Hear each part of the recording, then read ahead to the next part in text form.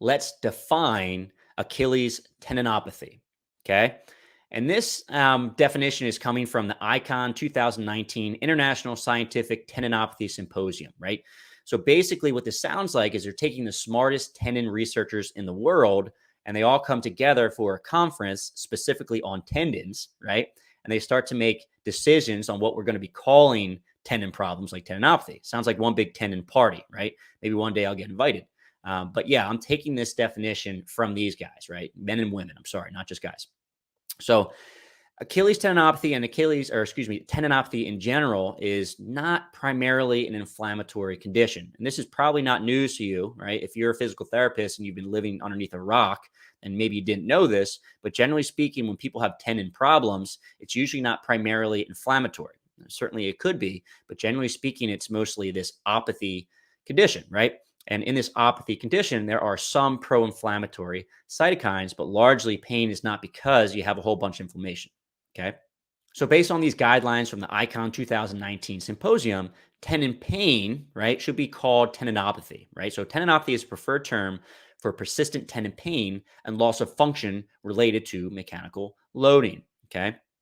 And tendinopathies in general are very common throughout the body. So a percentage of the population is going to get it, right? Large population, really. So in terms of the rotator cuff, 5.5% of the population will get rotator cuff tendinopathy. 4.2% of a general population will get gluteal tendinopathy, and 2.4% of a general population will end up with Achilles tendinopathy. And the other thing that's important to understand is that more folks than that actually have tendinopathies over the course of time. Only a percentage of those get symptomatic. All right. So what this means is you can have tendinopathy via imaging, ultrasound, or MRI, and have absolutely no idea that you have it. Okay. And generally speaking, 80% of all tendinopathies are asymptomatic. Only 20%, right? So 1 in 5 of these tendinopathies actually end up hurting. Okay. So let's talk about the relevant anatomy for Achilles tendinopathy. So what structures are important, right? So first and foremost, you have the muscles. You have your gastrocnemius, gastroc for short, and soleus, right? So that's going to make up the muscular component. And then as the muscle goes closer and closer to the heel, that muscle is going to turn into a tendon, right? And you can have a tendinopathy, so pain within the tendon, and that could be in the mid portion of the tendon, which is going to be defined as 2 to 7 centimeters from the insertion of that tendon into the calcaneus. Or you can have a insertional tendinopathy, which is going to be 0 to 2 centimeters from the insertion. Okay. Now, where the tendon inserts into is the heel bone, also known as your calcaneus. All right. So people have issues right on the Achilles tendon. That's where this is coming from. So I want to go over a little bit about how tendinopathies form. Now, I don't want to go too in depth just because this is kind of beyond the scope of this lesson today, but you give you a little backstory on how these Achilles tendinopathies occur and what an Achilles tendinopathy actually is, right? So when someone is developing a tendinopathy, right, and usually this is an overuse condition. Over the course of time, you have a spectrum of changes that occur within the tendon that lead to pain and disability, right? And it's the tendon changes are going to be characterized by abnormalities in the microstructure, composition, and cellularity of a tendon. So if you're looking at a normal tendon without tendinopathy, that tendon is composed of highly arranged collagen fibers with sparse cells, mostly tenocytes, aligned along the length of the collagen fiber.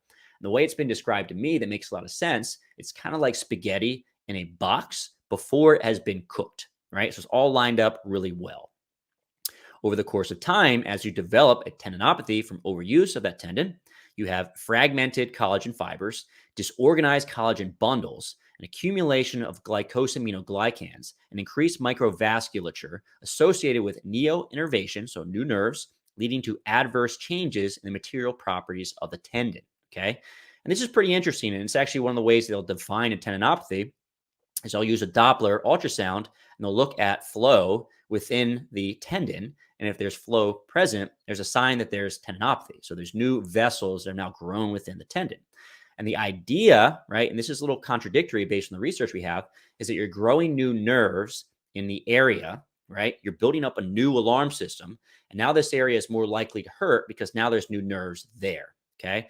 So what I tell my patients all the time is that if you have a tendinopathy, that's your body's way of trying to keep you safe, right? So if you move into a neighborhood that has a lot of crime, you probably want a nice alarm system. All right. But the problem with that is that if the mailman comes by and tries to deliver your mail, sometimes he sets off the alarm. Okay. Maybe the same thing is going on in our body. So basically, the body is taking a lot of stress via, let's say, running, and the Achilles tendon, right, is taking the stress, and your body's like, well, I'm a little concerned with the amount of stress you're throwing at me. I'm going to put a really good alarm system in here to make sure we don't hurt ourselves. Okay. That might be one of the reasons why these tendinopathies become painful over the course of time, although we're not completely sure. Okay. If you guys are liking what you're listening to right now and you want to continue with the rolling, I have another video for you. It's called When Do Rotator Cuff Repairs Fail? So unfortunately, a chunk of these rotator cuff repair surgeries will fail, right? And it's important as physical therapists to know when these are actually occurring so we can be a little bit more cautious during this time period. So I'll leave a link above my head and go ahead and learn a little bit more about when rotator cuff repairs fail after surgery.